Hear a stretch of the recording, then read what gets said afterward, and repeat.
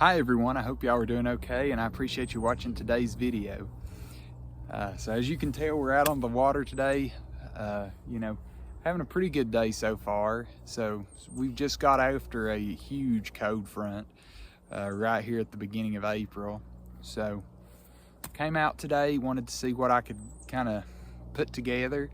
So today's been going all right so far, and I've noticed that there's a lot of, well, I shouldn't say a lot, but a decent amount of largemouth that's up shallow. So it's been a really good time so far. I haven't landed one yet. I actually had one, I've had 3 so far follow the bait. One of them actually swiped at it and missed the hook, so that happens. But what I want to kind of go over today is just several different glide bait retrieves and kind of how I do them to actually position and work the bait. So I'm going to set the camera up as best I can, and I'm going to kind of walk you through as far as how I throw the glide bait and then some of my different retrieves. And I'm going to try to set this to where mostly what you're going to be focused on is kind of getting to see my hands and the rod, and then you'll kind of get to see it from that point. So let me set the camera up and we'll get right into it. Okay, so this is our first retrieve that we're going to do, and what I'm going to be using for this is the 6-inch 6.0 Jethro to show you all 3 to 4 of these different retrieves that I use and interact with the fish with. So just wanted to show you the bait. Some of the line setup that I'm using right now is I am using 20-pound Abrazex. I'm throwing that on the heavy Leviathan, the 2 to 6 ounce rod, and then the Daiwa 300 in the 8-to-1 gear. So I'm gonna hop right into it, and we're gonna try to get these all on video to show you these different retrieves. Here we go.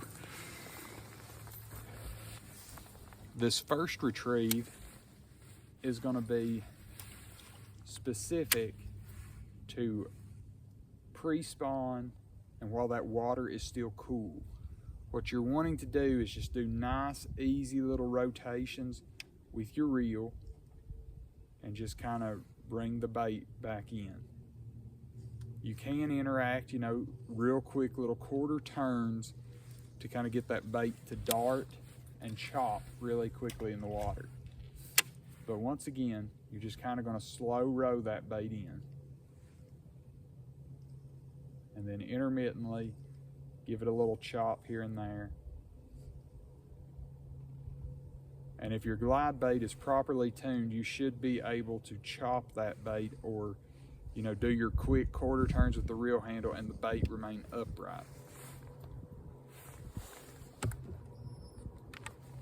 All right, so now we'll do our second retrieve.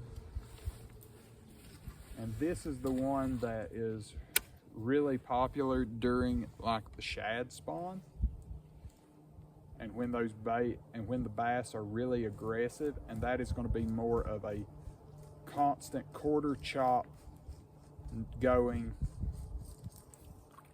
and letting that bait really kind of do a walk the dog, very similar to your spook or your topwater walking baits, just directly right under the water, and that bait will chop really quickly as to what it's needing to do.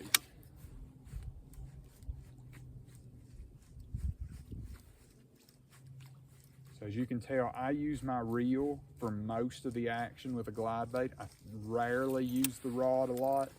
Typically, what I'll use the rod for is if I've got a really nice little slow kind of glide going in and I need to pop it, I can always tip it with the rod, just like a jerk bait or a spinner bait that you're kind of just moving right along.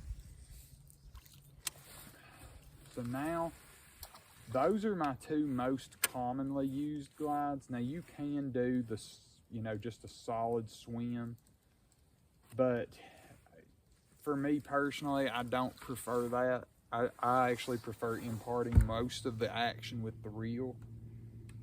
And a lot of it too, depending upon how your bait is weighed and how the ballast is set up, you can actually end up like having the bait start rolling a lot more doing that type of retrieve.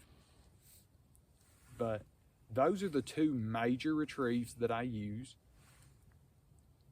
And I've had a great deal of success using those. It just depends, like I said, on the day. Now, when we get into summer and post spawn, and let's say they're not on that super aggressive chop, what I like to do is I will take that bait and I will try to position it to where I can throw it directly into trees.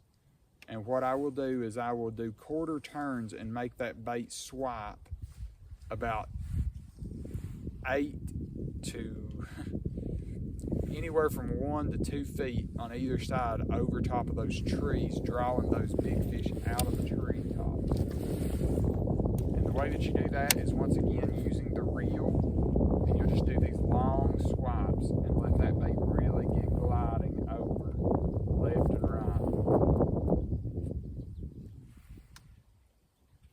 And that will draw those big fish up out of the trees. And then once you get the big fish up, they don't always just take it with those big swipes. So what I typically do is I'll have it out there, letting it do its thing. I'll let it swipe. I'll let it swipe again. Okay, let's say I've got a fish following it at this point right here. I'll pause the bait, let it sit right in front of them, and then I start twitching the bait. And I will use the rod some at that point. I really want it twitching, really dancing down there. But you don't want huge movements away from the fish. You just want it to look like it's trying to get away. So I hope this information finds you well, and I hope that you have a great time this year fishing glide baits. We are getting ready to go into, in my opinion, the best glide bait part of the year. Really, I mean, for me, I love fishing a glide bait in late pre-spawn, through the spawn, all through the post-spawn, and then through the summer. Now, with the summer months, you might lose some of your size on the glide, just simply because some of your big fish go deep.